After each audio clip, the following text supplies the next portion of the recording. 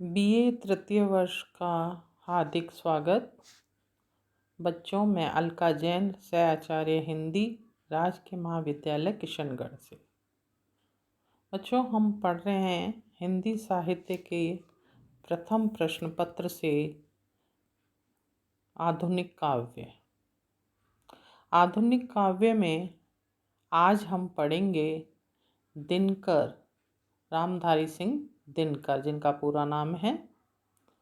दिनकर जी की प्रबंध काव्य कुरुक्षेत्र बहुत ही महत्वपूर्ण काव्य है, जो आज के युग में भी प्रासंगिक है।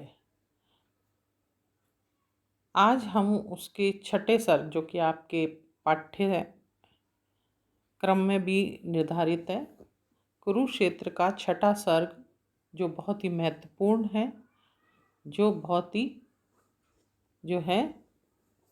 आज के युग के लिए प्रासंगिक भी है। बच्चों, कुरुक्षेत्र जो है दिनकर की बहुत ही विशिष्ट और उल्लेखनीय रचना है, जिसका सृजन भगवान व्यास के अनुकरण पर नहीं हुआ है और न कवि महाभारत को दोहराने के उद्देश्य से काव्य रचना में प्रवृत्त हुआ है। उसका उद्देश्य मात्र ये बतलाना है कि युद्ध जो है वो बहुत ही क्रूर कर्म है।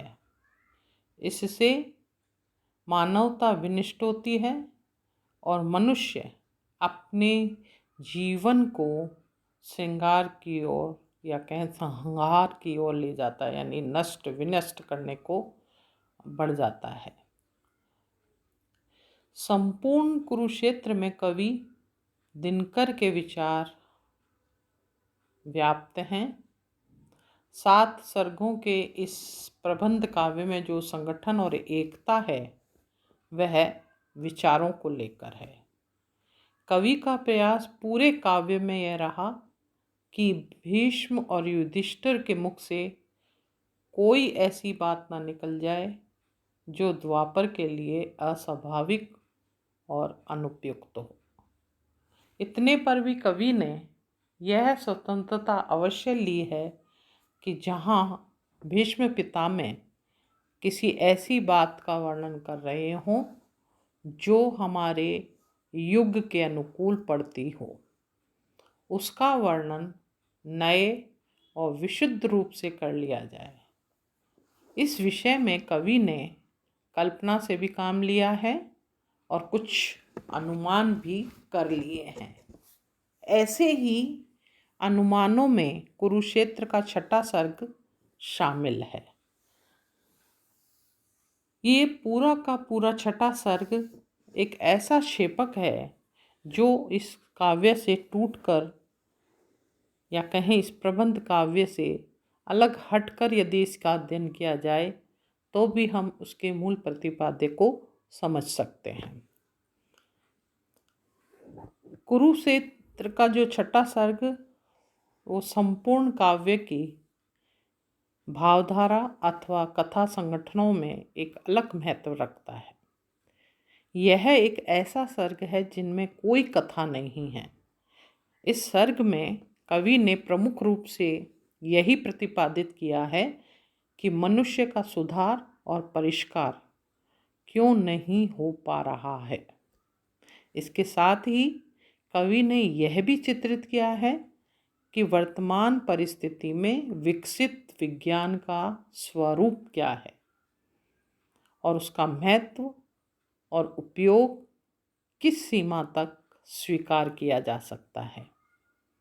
इस सर्ग में कवि ने जो कथ्य प्रस्तुत किया है, उसे हम निम्नलिखित शीर्षकों के द्वारा प्रस्तुत करेंगे।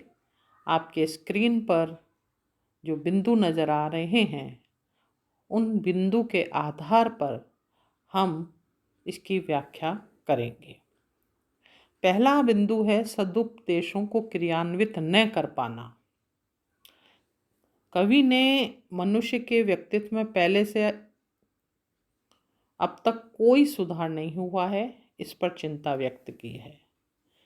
कवि की दृष्टि में इसका कारण यह है कि मनुष्य से समय समय पर अवतीर्ण होने वाले संतों और महात्माओं का सम्मान तो किया है, किंतु वह सम्मान मौखिक अधिक रहा है। महात्माओं और संतों के सतु उपदेशों को मनुष्य अपने जीवन में ढाल नहीं पाया है। यही कारण है कि आज भी मनुष्य पहले की तरह शोषण करता रहता है, पूरे कार्यों में लगा रहता है, दूसरों को नष्ट करके अपनी प्रगति का मार्ग तैयार करता रहता है और बात बात पर सांप की तरह फुफकारता हुआ तलवार उठा लेने से भी नहीं चूकता है।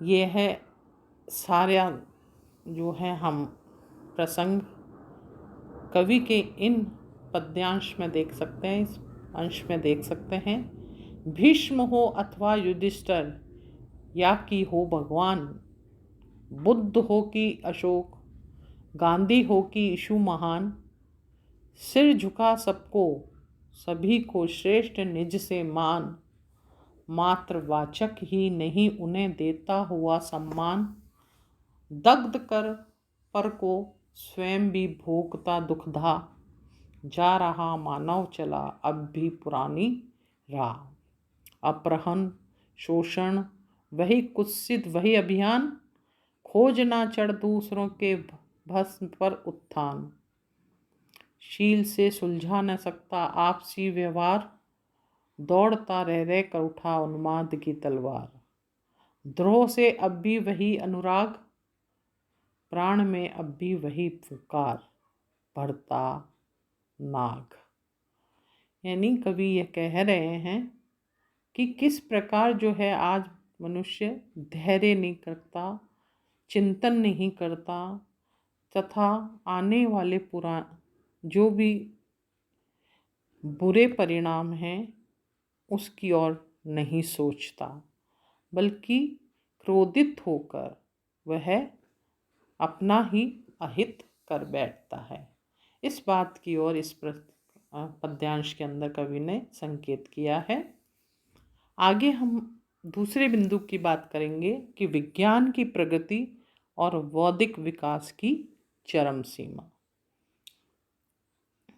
बच्चों, विज्ञान ने विकास तो किया है, नए नए अनुसंधान हुए हैं, निर्माण हुए हैं, लेकिन वो किस हद तक मानव के लिए हितकर हैं और कितने जो है अहितकर हैं, इस बात को कवि ने इस कुरुक्षेत्र नामक छठे सर्ग में उठाया है। कवि ने इस सर्ग में यह विचार व्यक्त किया है कि मनुष्य ने विज्ञान को बौद्धिक प्रगति की चरम सीमा मान लिया है। उसमें कोई संदेह नहीं है कि विज्ञान के द्वारा मनुष्य ने प्रकृति के समस्त निगूढ़ रहस्यों को जान लिया है। उसका अब कोई रहस्य ऐसा नहीं रह गया है जो मानव के लिए अपरिचित और अज्ञेय हो। ऐसी स्थिति में मनुष्य प्रकृति का शासक बन गया है। पानी, बिजली, भाप, पवन, सागर और सरिता सभी उसके आदेशों का पालन करते हैं। प्रत्येक क्षण, दिशा और काल तक मनुष्य की मुट्ठी में समेट लिया है।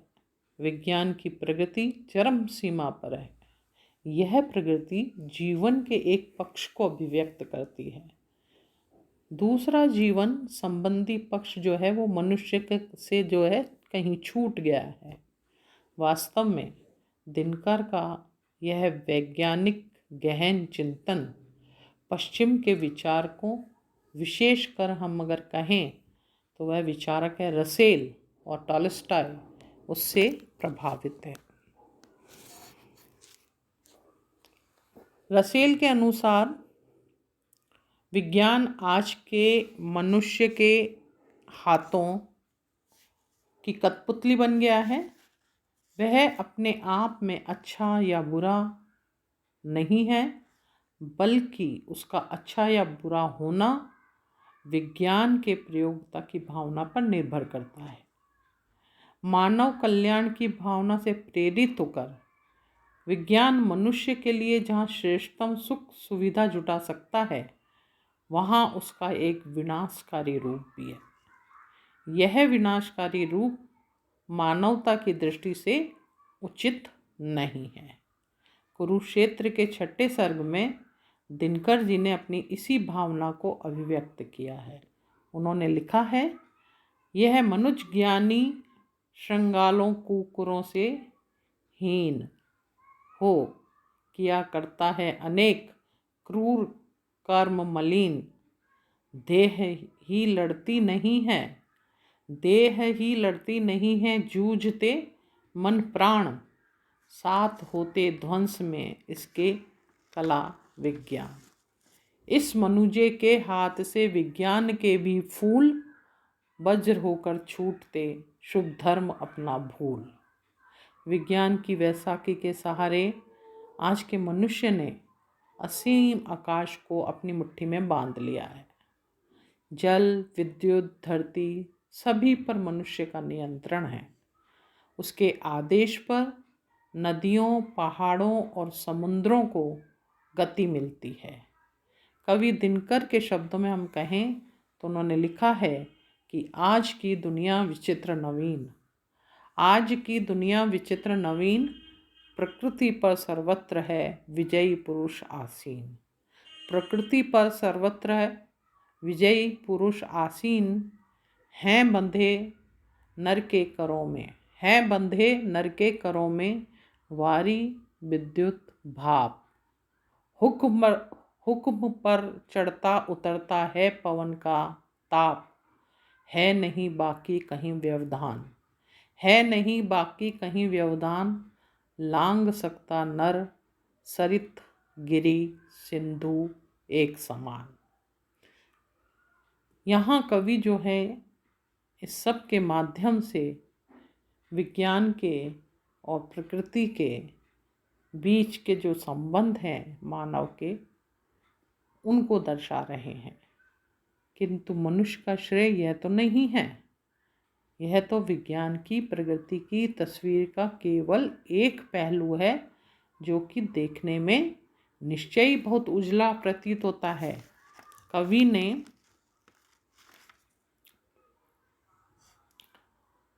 यह सिद्ध करने का प्रयास किया है कि मनुष्य की आदिम वृत्तियां अभी भी उसके भीतर विद्यमान हैं।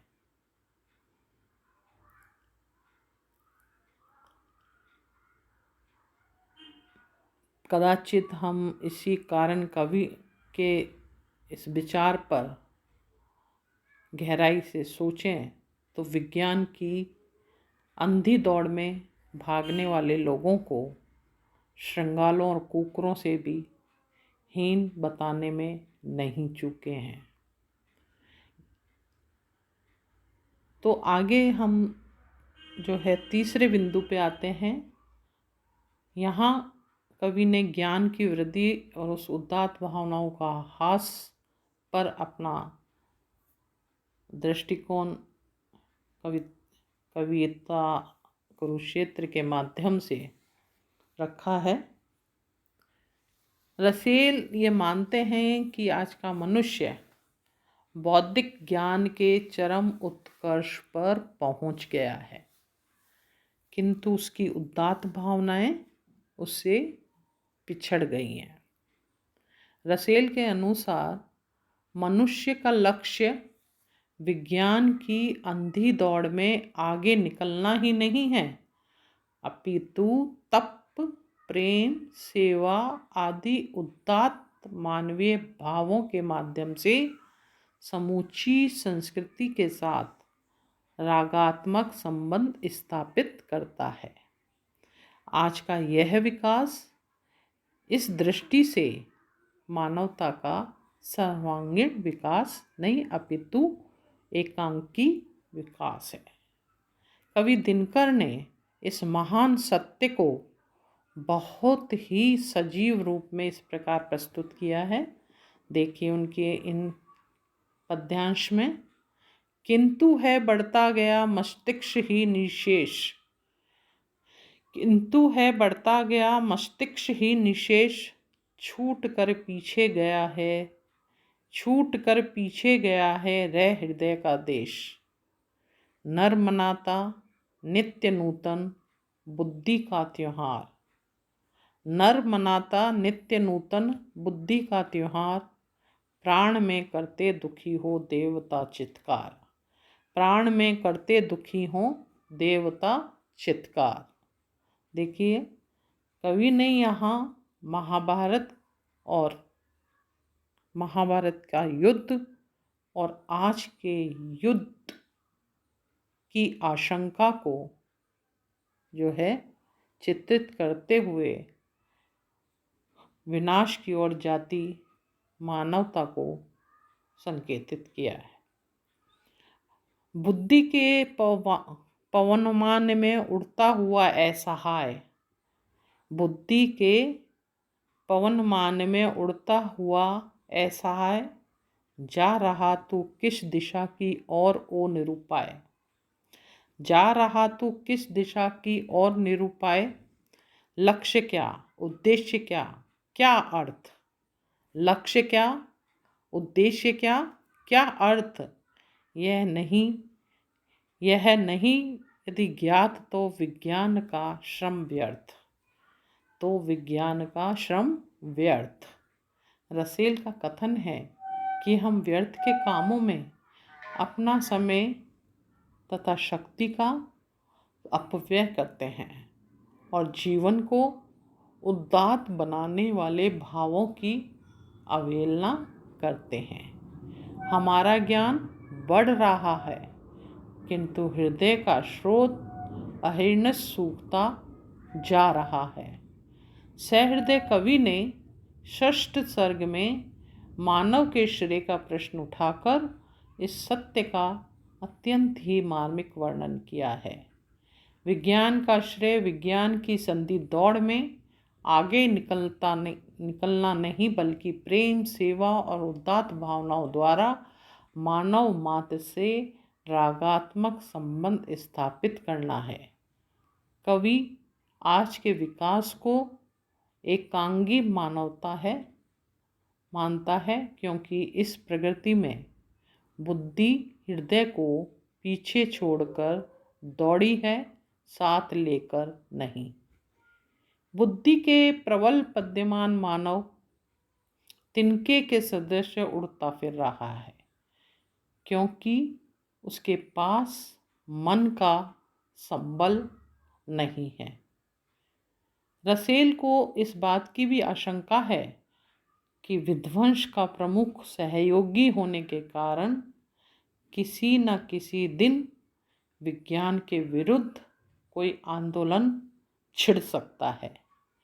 कुरुक्षेत्र का कवि इससे एकदम आगे बढ़कर यह आंदोलन छेड़ देता है और मनुष्य को विज्ञान के मोह से त्यागने के लिए कहता है, सावधान मनुष्य, यदि विज्ञान है तलवार तो इसे फेंक दे, तजकर मोह स्मृति के पार।